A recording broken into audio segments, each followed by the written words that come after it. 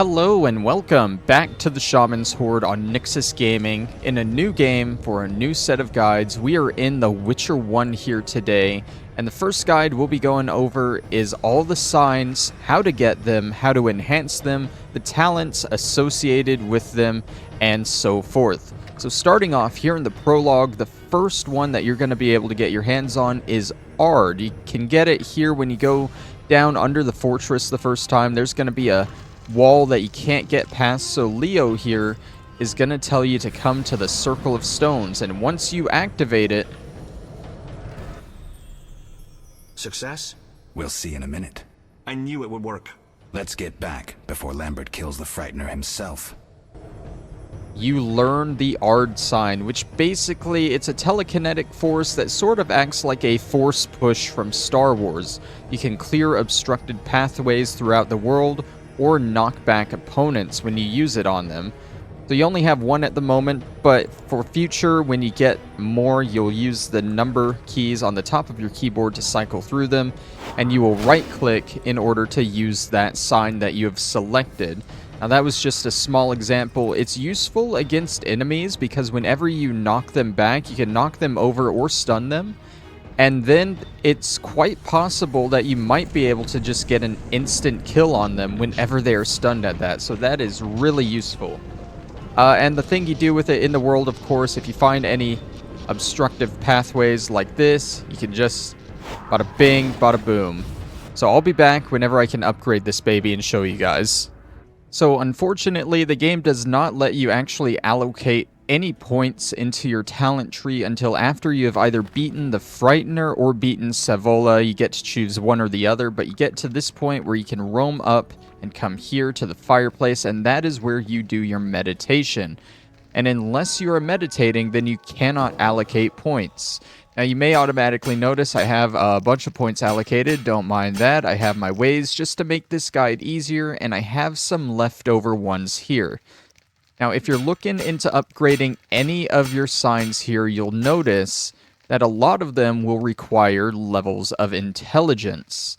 So, you're going to want to upgrade your intelligence tree here. You don't need to do all the extra ones. You just need level 1 intelligence, 2 intelligence, 3, 4, and 5 isn't even really required. None of the sign upgrades require intelligence level 5, but you will notice that each time you upgrade it, you'll also get more sign intensity, and you'll get a lot of that too while upgrading intelligence, so it might be useful to get some of this extra stuff anyway, if you do plan on a sign build.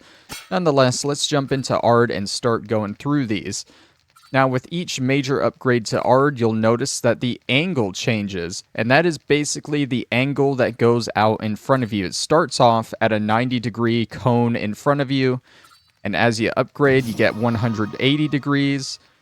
Let's see, you get... I already have that one, I guess. Wait. Maybe? We'll get to that in a second. We'll just go through each line. So yeah, that one, it does 180 degrees and helps you cause knockdown whenever you use Aard, so you can stun more people.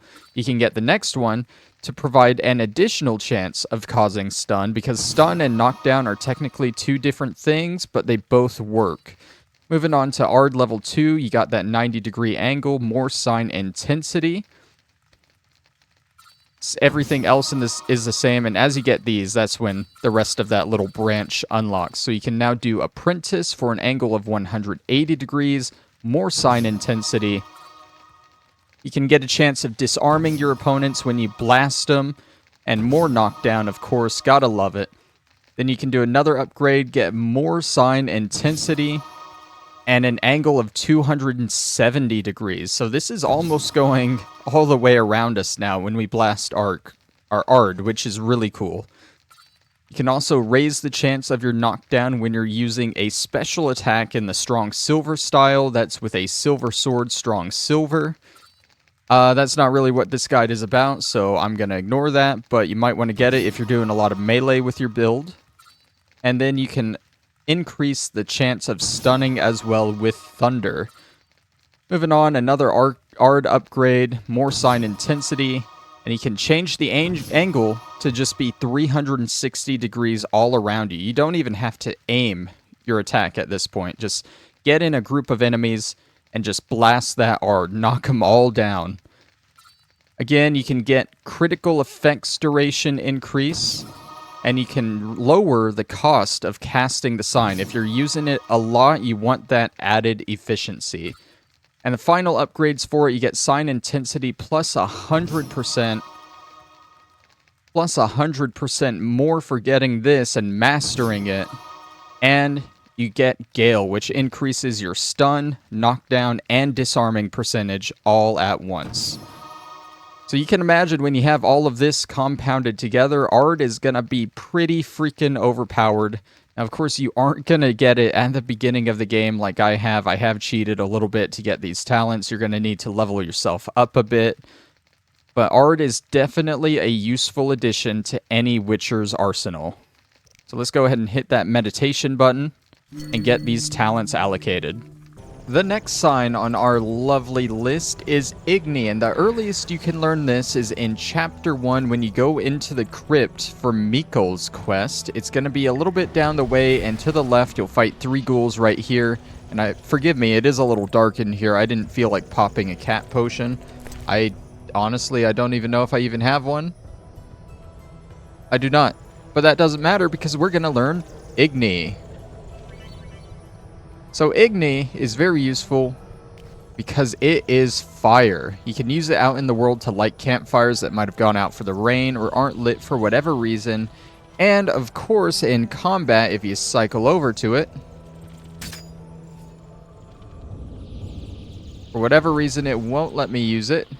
That is because I'm an idiot. As the second sign, I figured it would be number 2. It is actually number 4. That's a little bit confusing. But if you cycle over it in combat, you can do a blast of fire, get some quick light in here, and catch your enemies on fire. It starts off pretty weak, but after we throw some talents into it, you'll notice that it becomes one of the most powerful weapons in a Witcher's arsenal.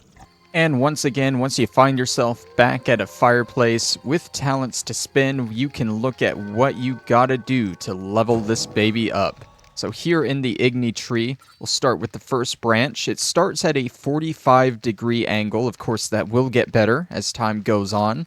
Let's go ahead and get Student. That lets us attack from a distance, and I'm having trouble speaking today.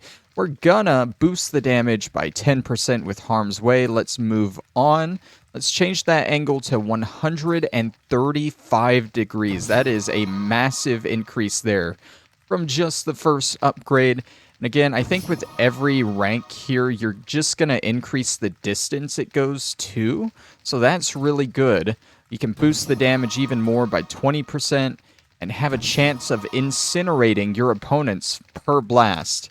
Let's boost it up to 225 degrees with the Igni level 3. Increase the distance. And we're going to raise the chance of incineration if you're using the special attack in the group Silver style. And finally, for Igni level 3, you can have a chance of causing fear. So we're just stacking effects onto this repeatedly. When you go to Igni level 4, you got an angle of 315 degrees. Go ahead and boost that distance even more. And now we have a chance of causing pain, and we can lower the cost of casting it by 20%. At Igni level 5, you can get the Master rank, attack from the largest distance, and it'll go all around you at 360 degrees. And finally, let's raise the duration of incineration, because if we're going to catch them on fire, we want them to be on fire for a long time. So I don't know if that was the gist of it, but this sign here in particular can be extremely overpowered whenever you upgrade it. So I'm going to go ahead and meditate and learn all that, and I will meet you guys at the next sign. And after a good bit of playing, we have made it to the next sign. This is actually in the Druid's Grove in the swamp of Chapter 2. This is the Circle of Unwanted Power, and when you press it, you learn the Yrden Sign. Now, Yrden is basically a magical trap that you can set on the ground to slow down and damage your opponents. Now, this allocates to number 3 on your number keys, and when you use it, as I said, Goes right under you. And now any enemies that walk into that area will have the effect placed on them. Simple as that. And back at the campfire just next to the Druid's Grove there, I want to be careful not to look over there. There is a nude dryad walking around. I don't want to edit that out. You want to go ahead and meditate so you can look through some of the talents you can acquire to upgrade Yrden. So starting with the bronze ones, we can make it to where it causes pain whenever it explodes, and we can increase that pain that it causes. Continuing on, we can make it to where it has more charges, more intensity, and we can just increase that pain that it causes throughout this, increase the duration and the intensity again after it's set off, and just keep on boosting the charges so you can use it over and over. On level 3, it's a lot of the same stuff: charges, sign intensity, pain, and this one reduces the opponent's ability to attack and dodge after they are affected by it, the stupor sign. And we can even have it make a chance of poisoning them whenever they get hit by it. On level 4, again, some of the same stuff: pain, sign intensity. We can make it provide a chance of blinding, and of course reduce the cost of casting the sign. And at level 5, you should get that sign intensity up to 100%, 10 base charges, cause more pain, and 100% more damage, activating the ultimate Circle of Death. Yrden isn't the only sign that you will gain access to here in the swamps. There is a cave in the southern part of the map that you might walk by, and you'll get to this room with a sarcophagus and a wraith guarding it, and just next to it you'll find the Circle of Hanging Stones.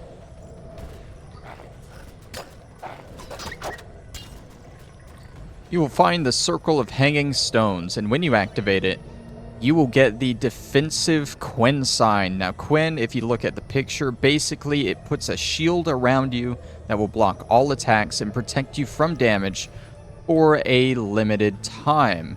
Now, this one shows up on 2 on your little hotbar here. Go ahead and activate it, and you can see the shield in effect here. There's a wolf here we can try it on, and you can see he isn't doing anything to us at the moment because our shield is up and active. So let's go upgrade this bad boy.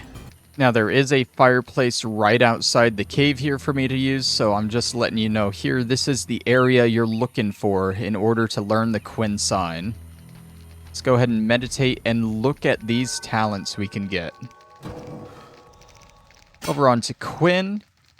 The first one you can get will make them lose 5% of their current vitality. I'm assuming that's whenever they hit the shield.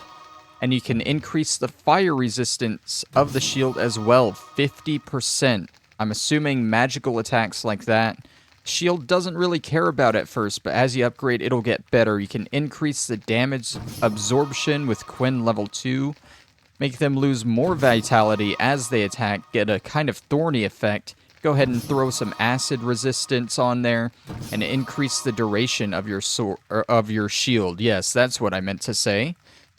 Go ahead and keep increasing that damage absorption, make them lose more vitality, get some knockdown and stun resistance out of it, and more sign intensity. Basically, as you level up here, you're going to get more and more damage absorption and be immune to pretty much everything as you go. Next up, as we get to level 4, of course, more damage absorption, more vitality loss. And now you get a chance to restore vitality at a rate of 1% a second, so you can actually heal up while you have the shield around you. And of course, lowering the cost of casting the sign. That's always going to be the final silver talent here on each of these signs. And at level 5, you get damage absorption 100%. They lose 25% of their current vitality. And you can raise the chance of the opponent getting knocked down whenever they attack the shield. Of course, you got to power up the sign in order to have that effect. And here we finally are at the final sign, the Gate of Water here. You can get this at the end of Chapter 2, pretty much. It's as you finally get into the Mage Tower, it's just in the middle of it. And it took a while for me to get here. I've been recording this whole video in one night. A lot of playing through this game. I got lost, but I figured it out. Let's go ahead and get the final sign, Axii. Now, the way Axii works is you can only really use it on enemies or in conversation, I guess. I think it's this one here. Yeah, like I said, it doesn't really work well right now unless you're casting it on an enemy, but it's basically like mind control, sort of. You see it in the other games. Geralt will like flick his fingers in a position to try and persuade people. It lets you do that in conversation, and you can literally turn some enemies onto other enemies to fight for you, which is very cool. A very nice little sign to have. Let's go upgrade it. Alright, and here we are back at the campfire. This is the one just inside the swamp after you take the boat over. Just for reference, let's do these final upgrades here, see what they're all about. In the Axii tree, we can make it to where it causes fear and then reduce the resistance that people are going to feel when you blast it at them. So you can hit stronger people with it, I guess. Continue on will cause hex to them. And that's actually what controls them, so that's the same on each level here. But we can increase the sign intensity with every level, so that definitely helps. Increase more intensity with each level of this, the expert, student, all that. Increase the hex chance and the critical effects duration, how long they're going to be controlled. When you get into the silver talents, again, more sign intensity. But now you can raise the chance of blinding the opponent when you're using the fast silver style. And increase the duration of the effect. On level 4, much more of the same. Increase the fear chance. And of course, lessen the cost of casting the sign. As I said, that's always going to be this last silver talent in any of the sign trees. And for level 5, you get that sweet 100% intensity on both of these, and you can hex more than one person. Have 2 people fighting for you at once. So overall, very nice skill trees here to learn for all these signs. I still think the 2 most useful ones you're going to find are going to be Igni and Aard. Those are the 2 I would use if I use signs that much. I honestly don't in this game, but looking into them for this video, they are quite overpowered when you upgrade them. That's going to be pretty much it for this video. I do want to point out, if you go back to some of these circles of elements, or you find other ones throughout the games, they will, instead of teaching you a new sign, they will actually buff the sign that's associated with that stone. You'll get blessings of the elements, and I can pop those on screen right now, just to show you what they do. But yeah, other than that, that's all the signs, what you can do with them, how you can upgrade them, and where to learn them. So thank you all for watching, and I'll see you next time for another guide in The Witcher. Bye-bye!